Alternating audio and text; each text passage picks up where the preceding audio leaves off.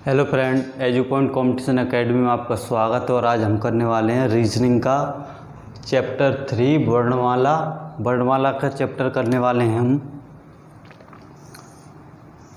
यानी कि इससे पहले मैंने 2 चैप्टर पढ़ा दिए हैं पूरे, उस पर 10 वीडियो बनाई हुई हैं। तो आप पहला और दूसरा जो चैप्टर है वो प्ले लिस्ट में जाके देख लें। उसके बाद में वर्णमाला देख लें। लाइन से पूरा क्रम से आपको रीजनिंग पढ़ाने वाला हूं। तो आज हम स्टार्ट करेंगे चैप्टर 3। इसका पार्ट पहला है, इस पर भी 3-4 वीडियो बनेंगी।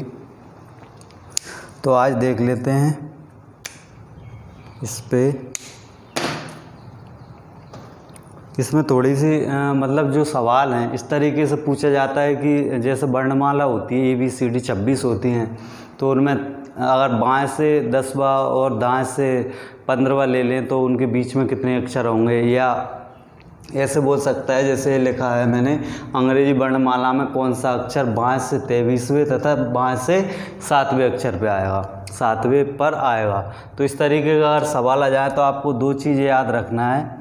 अगर बाएं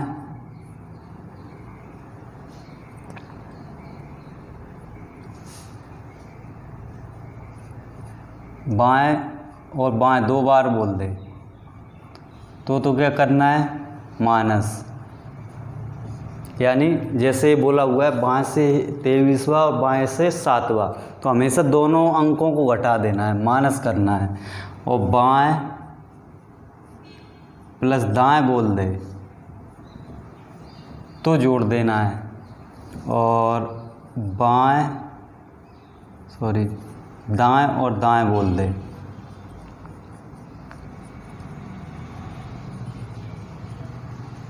तो क्या करना है, घटाना है। और दाएं प्लस बाएं बोल दे तो जोड़ना है। यानी कि दोनों में एक जैसा शब्द यूज कर ले तो घटाना है, और अलग अलग करे तो जोड़ना है। जैसे इसमें बाएं बाएं किया है तो घटाएंगे, और किसी में अगर जैसे इसमें बोला हुआ है बाएं से 8वां और दाएं से 9वां, तो हमेशा जोड़ना है। 2 अलग अलग बोल दे तो जोड़ेंगे, एक जैसा बोल दे तो घटाएंगे। ये 4 आप याद कर लेना, इन्हीं से पूरा चैप्टर हो जाएगा आपका।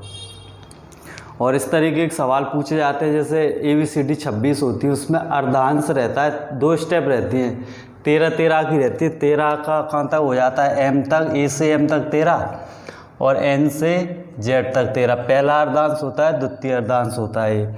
इन्हीं पे बेस्ड है पूरा चैप्टर। तो हम करते हैं आगे।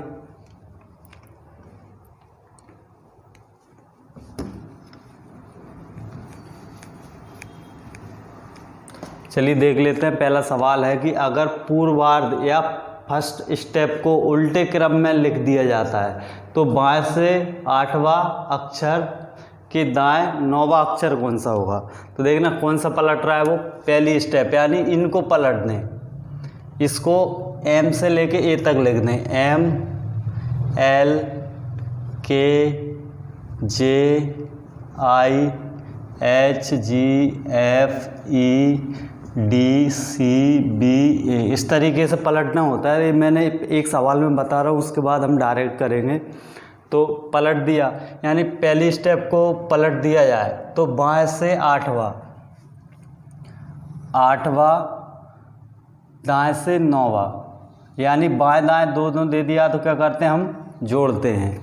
तो जोड़ेंगे तो कितना हो जाएगा, टोटल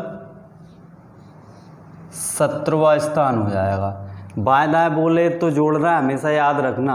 और बाएं बाएं बोले तो घटाएंगे, दाएं दाएं बोले तो घटाएंगे। इसमें क्या करेंगे, जोड़ेंगे। 17वां हो गया। अब काउंट के दर से करते हैं कि पहली बार जिधर से बोलता है, पहली बार बोला है बाएं से, तो बाएं से ही गिन देंगे 17वां। तो 13 तो ये हो जाएंगे। 13 के बाद 14, 15, 16, 17, क्यू इसका आंसर हो जाएगा, यानी 20 का आंसर। अगला देख लेते हैं। अंग्रेजी वर्णमाला में कौन सा अक्षर बाएं से 23वें, बाएं से 7वां होगा। तो इसको और करते हैं हम, डायरेक्ट होते हैं, बिल्कुल सिंपल सवाल है। 23वां बोला है कहाँ से, बाएं से, और बाएं से ही 7वां बोला है। बाएं बाएं बोला है तो घटा देंगे, कितना बचेगा, 16। स्टार्टिंग में कहाँ से बोला है, बाएं से, तो बाएं से ही गिन देंगे। 16 तो 13 यहाँ तक हो जाता है, 14, 15, 16, पी इसका आंसर हो जाएगा। तो ई इसका ऑप्शन है, ई आंसर हो जाए क्योंकि पी ऑप्शन में दिया नहीं है।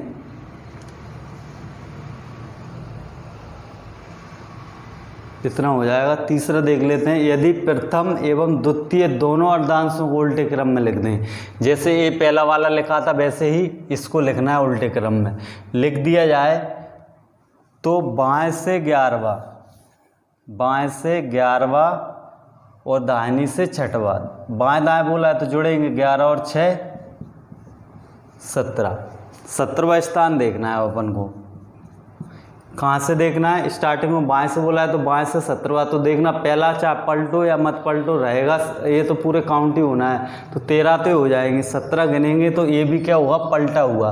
तो यहाँ से गिनेंगे 13, 14, 15, 16, 17। डब्ल्यू इसका आंसर हो जाएगा, यानी सी इसका आंसर। और एग्जाम्पल देख लेते हैं थोड़े से और टफ टाइप के, मैं लिख देता हूँ इस पर। चलिए 2-3 सवाल और देख लेते हैं। तो चौथा है, बाएं से 7वें, यानी लिख ही लेते हैं हम, यहाँ करते हैं। बाएं से तो 7वां बोल दिया, बाएं से 7वें और दाएं से 8वां, और बाएं दाएं बोल देता है तो क्या करते हैं? जोड़ते हैं। लेकिन जो सवाल है थोड़ा अलग है, इसमें बोल रहा है बाएं से 7वें और दाएं से 8वें अक्षर के बीच में अक्षर कौन सा होगा। तो इसमें जोड़ते नहीं है, इसमें क्या करेंगे? पहले ही काउंटिंग करना पड़ेगी। तो स्टार्टिंग से बोला 7, तो 1 2 3 4 5 6 7, यहाँ पर आ जाएगा 7 बाएं से। और दाएं से 8वां, तो 1 2 3 4 5 6 7 8, एस तक आ जाएगा 8वां। इनके बीच में अक्षर ढूंढना है। तो देखना एक एक और हटाते चलते हैं। एच और आर हट जाएगा, आई क्यू हट जाएगा, जे पी हट जाएगा, के ओ हट जाएगा, एल एन हट जाएगा, बचेगा कौन सा? एम। तो बीच में आंसर कौन सा आएगा इसका? एम इसका आंसर हो जाएगा। अगला देखते हैं, अंग्रेजी वर्णमाला के विपरीत क्रम में, यानी कि पूरी की पूरी जो वर्णमाला है उसको पलट दिया जाए, यानी उलट दिया जाए। तो बाएं से 18वां अक्षर के बाएं से 7वां, बाएं बाएं 2 बार बोल दिया तो क्या होगा? घटेगा। कितना बचेगा अपना? 11वां। और देखना स्टार्टिंग में बाएं से बोला है तो बाएं से ही गिनना है, लेकिन होगा क्या है कि विपरीत क्रम में है तो ये पूरा पलटेगी, यानी जेड शुरू में जाएगा तो जेड से गिनना पड़ेगी। तो कितना गिनेंगे? 11। 1 2 3 4 5 6 7 8 9 10 11। तो पी इसका आंसर हो जाएगा, यानी बी ऑप्शन इसका आंसर। अगला एक और देख लेते हैं, 6वां, यदि श्रृंखला के द्वितीय अर्धांश को प्रथम अर्धांश से पहले रख दिया जाए, यानी ए से एम तक जो है वो बाद में ले जाएंगे और एन से जेड है वो पहले आ जाएगा यहाँ पर, दूसरा इधर और पहला इधर। तो नई श्रृंखला में दाहिनी से 20वां, यानी दाहिनी से 20वां अक्षर कौन सा होगा? इसमें जोड़ना नहीं है क्योंकि एक ही दिया हुआ है दाहिनी से, यानी इधर से बाएं से उधर से दाएं से। तो इसको इधर रख दिया, इसको इधर, तो एल से काउंटिंग होगा क्योंकि एल यहाँ पर आ जाएगा अपना, एल से ए तक यहाँ पर आ जाएगा और जेड से एन तक यहाँ पर आ जाएगा। तो कहाँ से गिनना है? दाहिनी से 20वां। तो 13 अक्षर तो यहाँ तक हो जाते हैं, 13 से जेड से उल्टा एन तक गिनना है। तो 13 से 14 15 16 17 18 19 20। तो टी कहाँ पे आ रहा है? आपको कुछ नहीं करना है, एन से लेके जेड इधर रखना है और ए से लेके एम उधर रखना है और पीछे से ही गिन देना है 20वां अक्षर। तो 20वां कौन सा आ रहा है? टी आंसर हो जाएगा। तो इस वाले पार्ट में इतना ही, क्योंकि इतने 4-5 टाइप के आते हैं इस पार्ट से। अगला पार्ट देखने वाले हम, अगला थोड़ा और टफ रहेगा इसका, यानी कि 4 वीडियो बनेंगे इस पे वर्णमाला पे। तो पहले में इतना ही, इसको देखें, मैं अगला वीडियो और डाल दूंगा, मतलब इस चैप्टर के सारे वीडियो डाल दूंगा तो आपके लिए वर्णमाला क्लियर हो जाएगी। आज के लिए इतना ही, इस वीडियो के लिए थैंक यू, धन्यवाद।